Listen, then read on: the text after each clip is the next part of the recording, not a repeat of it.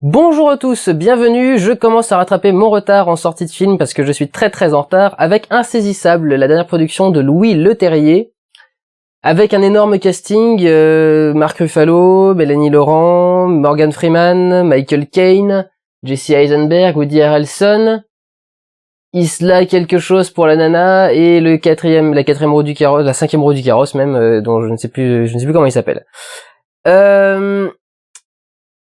J'avais pas trop envie de voir ce film. Il me tentait pas au niveau des bandes annonces. Sortant de la salle, je suis mitigé, mais plutôt vers le bon. Pourquoi je suis mitigé? Parce que d'un point de vue visuel. En fait, c'est plutôt bon d'un point de vue formel. Non, d'un point de vue histoire plutôt. C'est plutôt bon d'un point de vue histoire.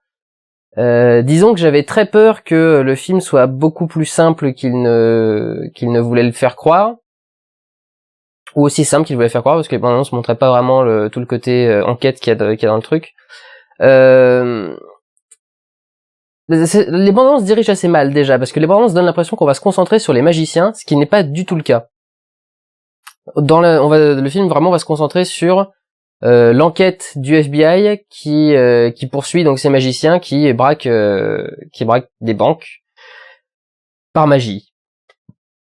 C'est peut-être d'ailleurs une intention de la part de Louis Leterrier de faire en sorte que la bande-annonce nous dirige au mauvais endroit parce que toute l'idée du film est là-dessus, c'est que la magie c'est attirer votre regard sur la mauvaise direction. Donc peut-être que la bande-annonce nous dirige vers les magiciens pour qu'en fait on oublie de penser au FBI et qu'on soit surpris, etc. Donc ça rend plutôt bien. Mais au niveau de l'intrigue, il y a plusieurs moments où je me suis dit que ça risquait très fortement de tomber dans la facilité parce que ça essayait de te diriger vers certaines révélations, vers certains trucs, et en fin de compte, c'est très bien joué. Donc j'étais plutôt satisfait à ce niveau-là. En revanche, je suis mitigé parce que quand on fait un film en l'honneur de la magie, le minimum c'est de faire en sorte que les tours de magie soient réels.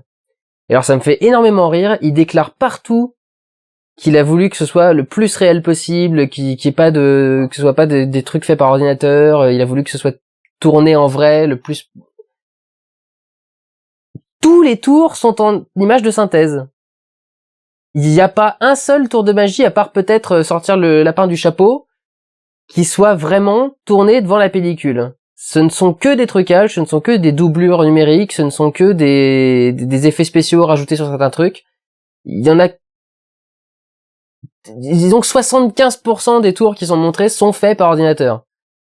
Donc j'arrive vraiment pas à comprendre pourquoi est-ce qu'il raconte ça partout. S'il est vraiment persuadé qu'il a tourné une bonne partie de ses tours de magie en image réelle, faut vraiment qu'il revoie son film. Il y a un moment où il va se dire qu'il y a un truc qui va pas. Et c'est très emmerdant de faire ça parce que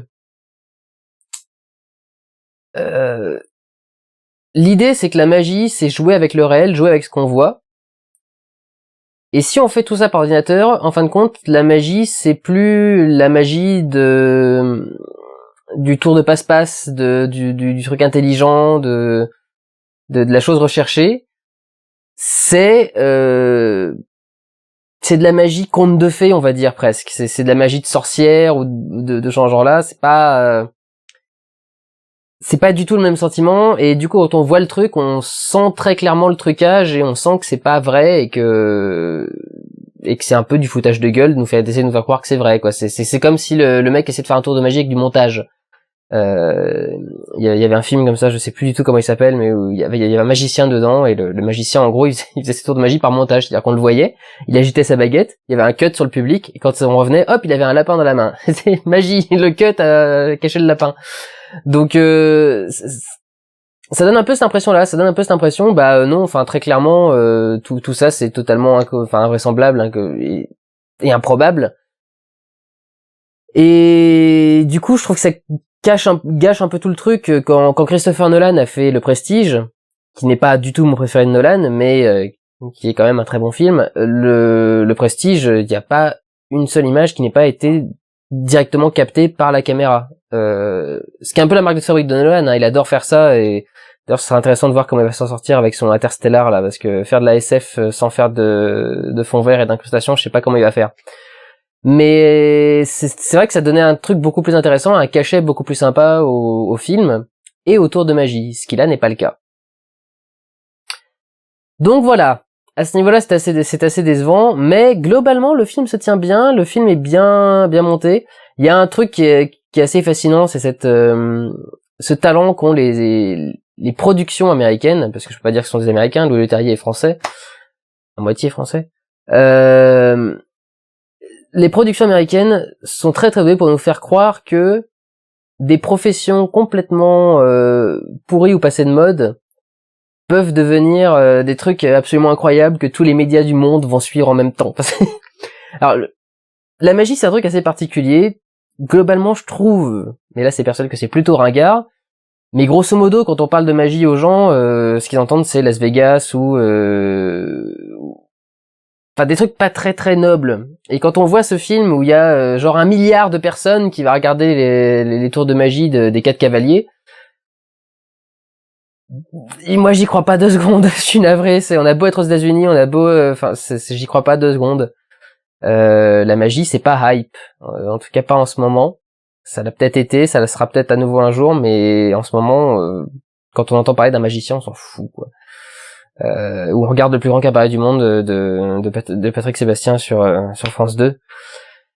Mais c'est pas du tout un truc hype, et là, enfin, il te montre le truc et t'as des mouvements de caméra très élaborés, et puis t'as des espèces de gros trucs, puis t'as la grande musique impressionnante et tout ça pour te montrer que c'est un énorme show et que c'est vachement intéressant, vachement important, vachement bien. Et bon, voilà, je trouve ça fascinant. C'est ni un défaut ni une qualité. C'est pas, je dis pas que c'est mal, hein. Je trouve juste ça fascinant.